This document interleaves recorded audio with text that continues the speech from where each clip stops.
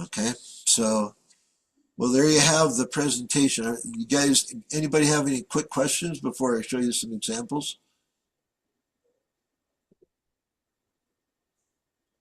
Jim, I always looked at a business plan, part of it to keep me on track, and we modify it as necessary. But what about the importance of sharing a business plan with others, either team members, so they know what the plans for the organization is, investors, banks, et cetera, like that? Yeah, you know, a lot of people talk about a business plan as something they use for funding. Okay, I would, and you hire a business planner, somebody to write your business plan, right? Um, Wrong, absolutely wrong. Now, I use my business plans for investment, and I've had people help me with writing my business plan. But I'll explain that.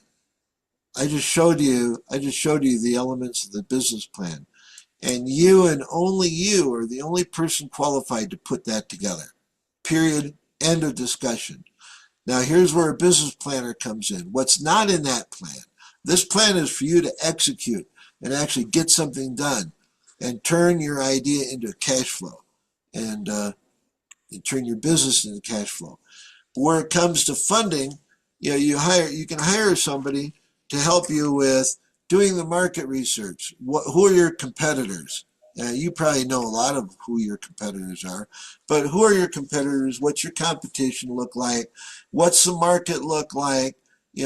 Putting together a pro forma, which is really a crystal ball. Okay.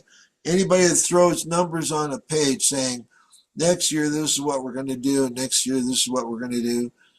Well, yeah, I'll share with you a statement in my value statement about that. But anyway, the it's totally a crystal ball. Try to make it believable. And if you go by your strategic milestones and every element along the way, then you'll have a reasonable guess as what those numbers might look like. And what I was going to say a minute ago that kind of like slipped my mind was on your plan, and as you achieve your milestones, the business plan is a living document. You know, Yeah. my plan, it doesn't change every day, but you have to understand that sometimes you need to pivot. And part of that pivoting is stepping back and saying, well, I can't do it that way because I don't have the resources. But how could I do it? Okay. And so you're still working towards the same milestone in that case, but you might be altering your long range goal, or you might be altering your action plan in order to achieve it within the constraints that you have and or the resources that you do have. So once you achieve that milestone, now you need to plan for achieving the next milestone.